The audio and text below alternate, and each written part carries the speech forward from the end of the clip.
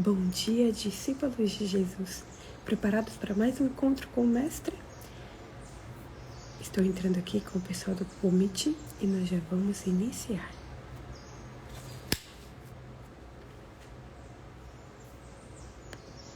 Bom dia, queridos. Quem vai orar para nós? Irmã Dinaí, por favor. Já tinha falado. Ah, tá. Tudo bem. Pode ser. Vamos orar. Pai que está nos céus, santificado seja o teu nome. Graças te damos, ó Pai, pelo dom da vida, pela proteção dos teus santos anjos, pelo despertar nesta manhã, pelas tuas bênçãos. Pai querido, obrigado por tantas bênçãos, pela oportunidade que temos de cada manhã meditar na tua palavra, aprender mais do teu amor, dos teus cuidados, do teu grande poder sobre cada um de nós.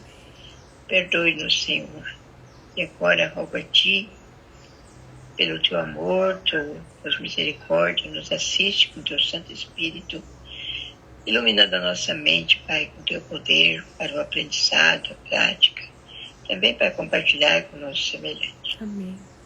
E com a irmã Daiane, Pai, usa ela, Senhor Deus, em tuas mãos, ao explanar a tua palavra, que ela seja, Senhor Deus, imbuída pelo teu Santo Espírito. Em nome de Jesus oramos. Amém. Amém. Agora está iniciando, não está o sol saindo tão cedo, né? Mas é um privilégio a cada manhã estarmos aqui. E nós vimos que Jesus, ontem, quando ele desceu do monte, ele encontrou uma multidão. E essa multidão estava esperando.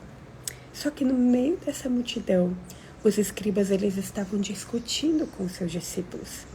Eles estavam discutindo porque eles não conseguiram fazer aquele milagre, porque o objetivo deles era atacar Jesus por meio de seus discípulos, né? E fazer com que aquelas pessoas elas fossem conhecidas como impostoras, aqueles discípulos de Jesus reconhecidos como impostores. E nós vimos que Jesus ele então se depara com aquele pai pedindo um auxílio para o seu filho. E nós vimos que ontem, naquele milagre, foi a primeira vez que Jesus ele perguntou sobre os precedentes de uma pessoa que ele iria realizar o milagre. E Jesus o fez. Ele realizaria aquele milagre independente a quanto tempo estava, independente a o que tinha ocasionado aquilo. Mas Jesus ele fez aquele milagre. E o que eu mais achei interessante no milagre de ontem foi que, além dele ordenar que o espírito mau saísse daquele menino, ele ordenou que nunca mais retornasse. Saia e nunca mais volte. Foi isso que foi pedido. Então, depois desse ocorrido, nós vimos que Jesus ele continua a sua caminhada. Então, com a história de ontem, nós aprendemos que os discípulos eles não foram capazes de realizar aquele milagre porque eles estavam cultivando no coração deles o desânimo, a inveja, aquele egoísmo, sabe, de querer ser o primeiro, de querer ser o melhor, de querer sempre estar em evidência. E aqueles discípulos, eles tinham deixado a vida de oração. E por conta deles terem dado lugar àqueles sentimentos humanos, que o poder de Deus não pôde ser manifestado por meio da vida deles. Só que nós vimos na história de ontem que, por mais que a fé daquele pai ainda não fosse tão grande e consolidada, que Jesus agiu e que Jesus fez maravilhas. E nós vimos que depois desse ocorrido, que Jesus, ele se dedicou ainda a continuar ensinando os seus discípulos sobre a sua verdadeira missão aqui na Terra. E nós vimos que o próximo ensinamento de Jesus, ali em Marcos, foi novamente sobre a sua morte e a sua ressurreição, sobre o sofrimento que ele passaria ali no mundo, e a missão que ele tinha vindo fazer. E será que os discípulos aprenderam dessa vez? Porque essa é a segunda vez que Jesus ele fala sobre a necessidade dele sofrer, a necessidade dele morrer, e que depois de 3 dias ele iria ressuscitar. Será que os discípulos aprenderam dessa vez? Vamos ver o que está relatado em Mateus. Abram a Bíblia em Mateus, capítulo 18. Nós vamos ler do versículo 1 ao versículo 5. E nós também vamos ler Marcos, capítulo 9, do versículo 33 até o versículo 35. Deixa eu deixar marcado aqui na Bíblia para ser rápido. Então, vamos ver o que está escrito em Mateus. Mateus diz assim: naquela hora, os discípulos se aproximaram de Jesus e perguntaram: quem é maior no reino dos céus? E Jesus, chamando uma criança, colocou-a no meio deles e disse: em verdade lhes digo, se vocês não se converterem e não se tornarem como crianças, de maneira nenhuma entrarão no reino dos céus. Portanto, aquele que se humilhar como esta criança, esse é maior no reino dos céus. E quem receber uma criança tal como esta, em meu nome, é a mim que recebe. Agora vamos ver o relato de Marcos. Marcos, capítulo 9, a partir do versículo 33, diz assim: chegaram então a Cafarnaum. Estando em casa, Jesus perguntou aos seus discípulos: sobre o que vocês estavam discutindo no caminho? Mas eles se calaram, porque no caminho tinham discutido entre si sobre quem era o maior. E Jesus, assentando-se, chamou os 12 e lhes disse: se alguém quer ser o primeiro, será o último e servo de todos. Trazendo uma criança, colocou-a no meio deles e, tomando-a nos braços, disse-lhes: quem receber uma criança tal como esta, em meu nome, recebe a mim.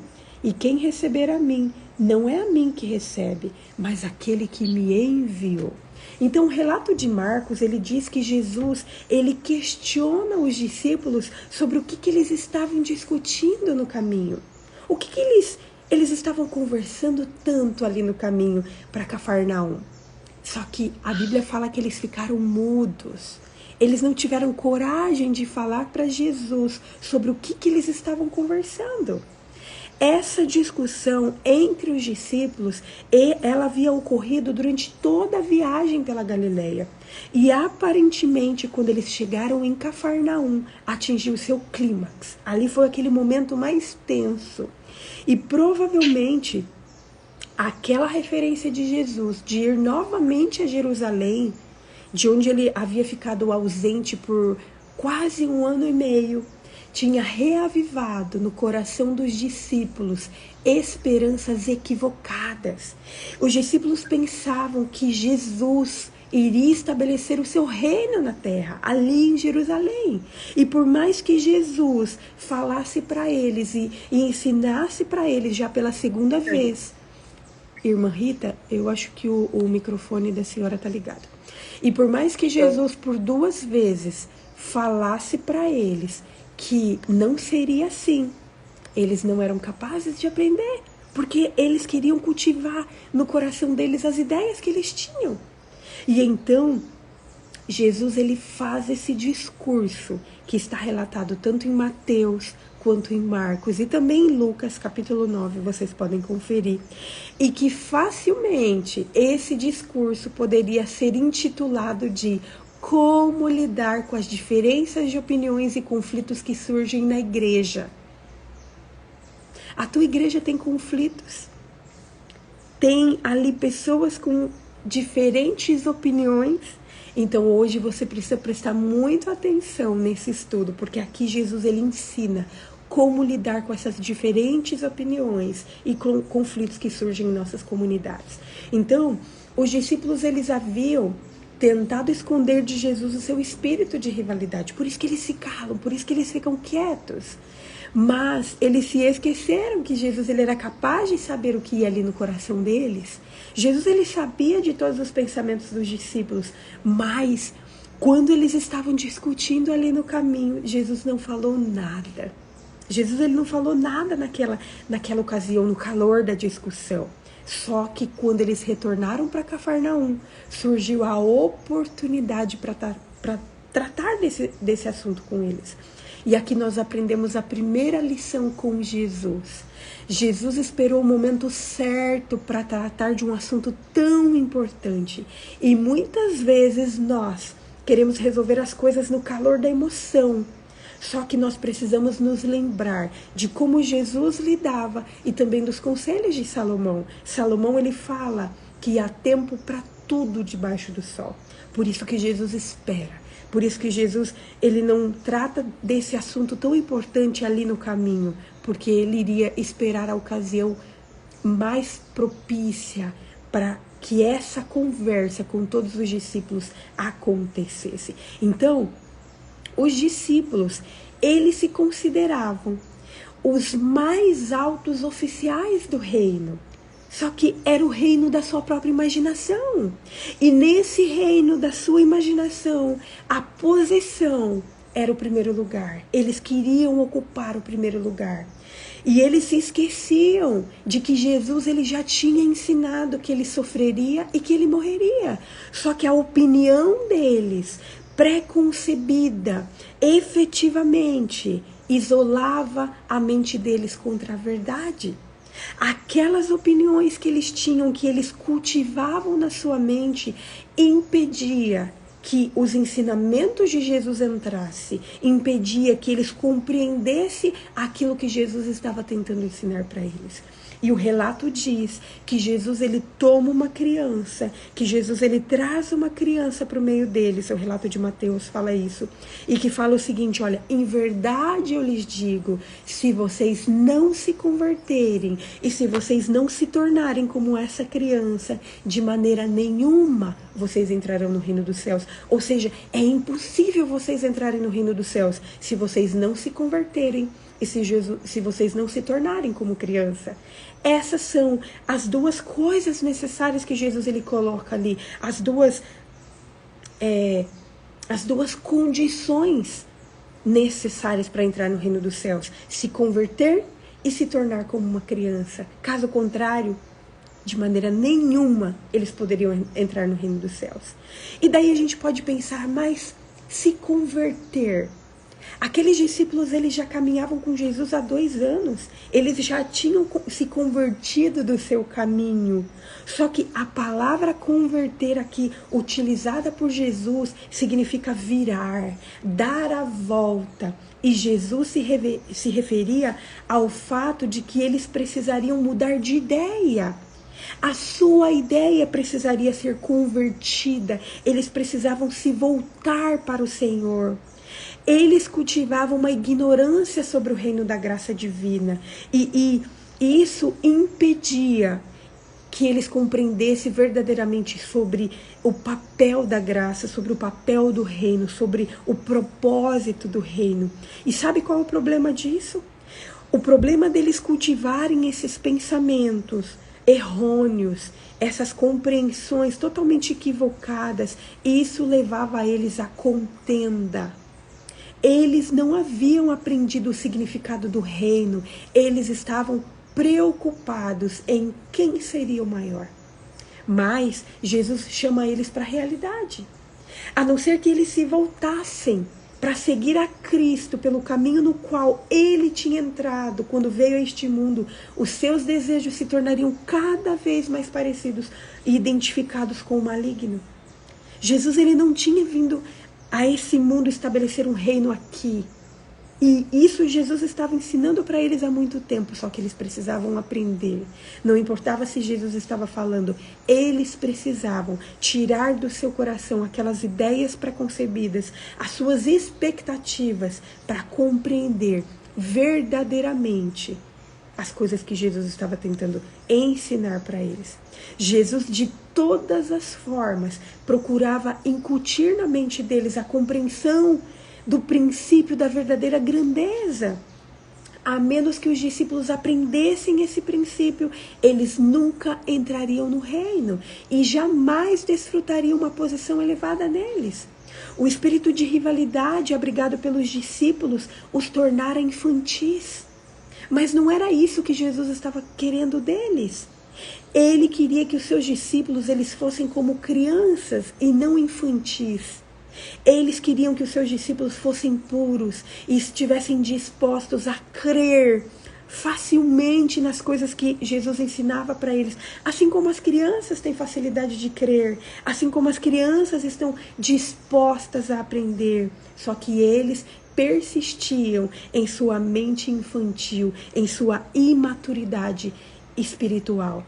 E Jesus, ele continua a comparação de determinadas características. Ele traz aqui determinadas características que acompanham a infância e características daqueles que realmente são grandes no reino do céu.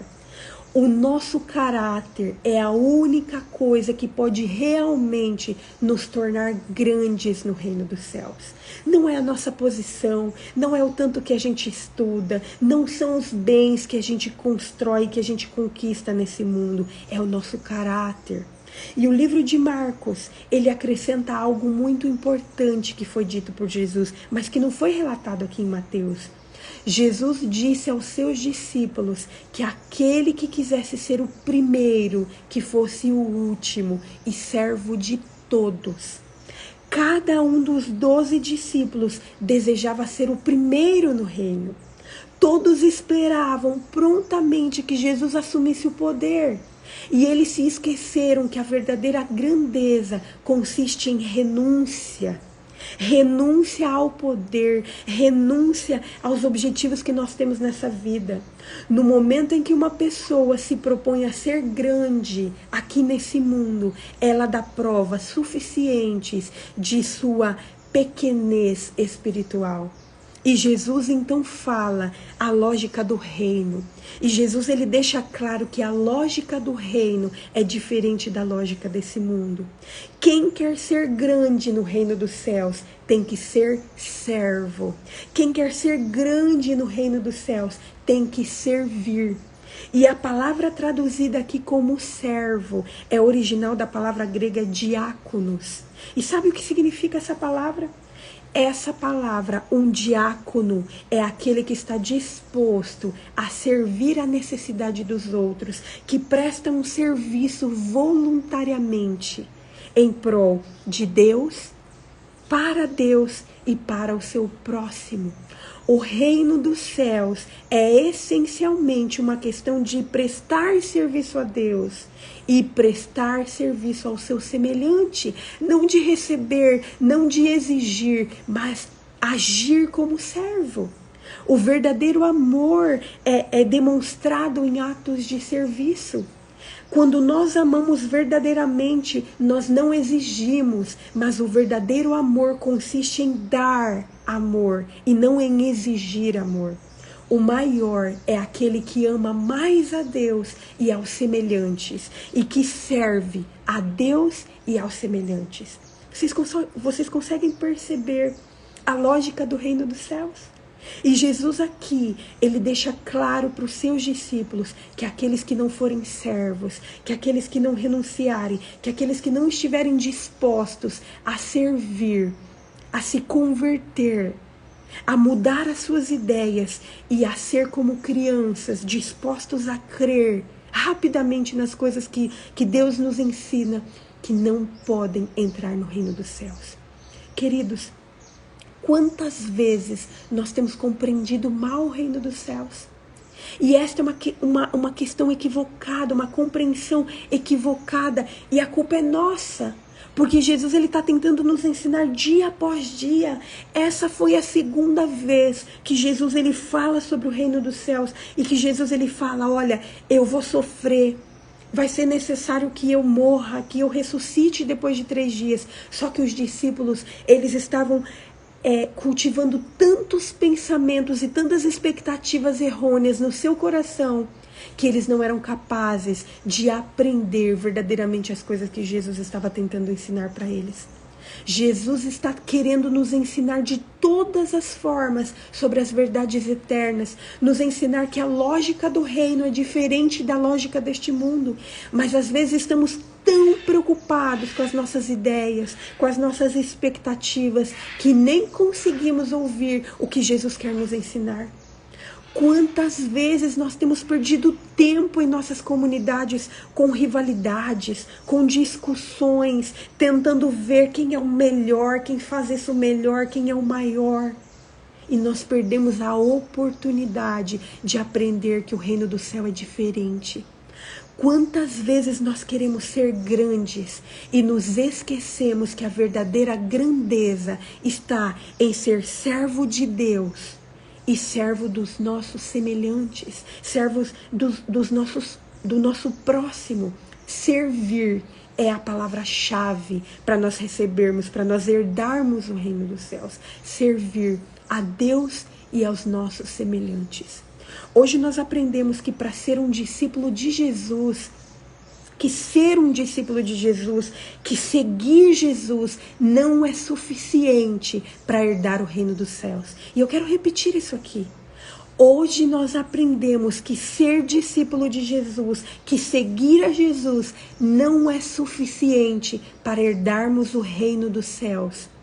Aqueles discípulos, eles caminharam com Jesus, eles já caminhavam com Jesus há 2 anos, mas eles cultivavam ideias e expectativas que impediam aprender verdadeiramente o que era seguir a Jesus, o que era ser grande no reino dos céus.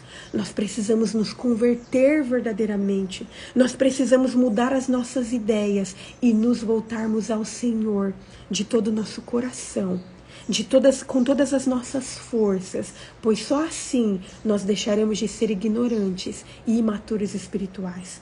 Que nós estejamos dispostos a aprender realmente com Jesus, pois Ele tem muito, muito, muito, muito a nos ensinar.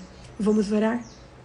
Querido Deus, primeiramente, Senhor, nós queremos te pedir o perdão por todas as vezes, ó Pai, que nós cultivamos em nosso coração e na nossa mente ideias preconcebidas, ó Pai, que nos atrapalham de compreender verdadeiramente, ó Pai, as verdades do reino.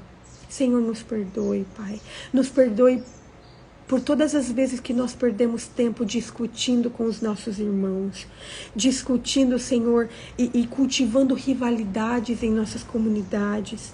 Nos perdoe por todas as vezes, ó Pai, em que nós queremos ser grandes nesse mundo, em que nós queremos ser os melhores, que nós queremos ser aqueles que estamos à frente de tudo, mas nós nos esquecemos, ó Pai, de que para ser grande no reino dos céus é preciso estar disposto, Senhor, a nos converter realmente e a servir.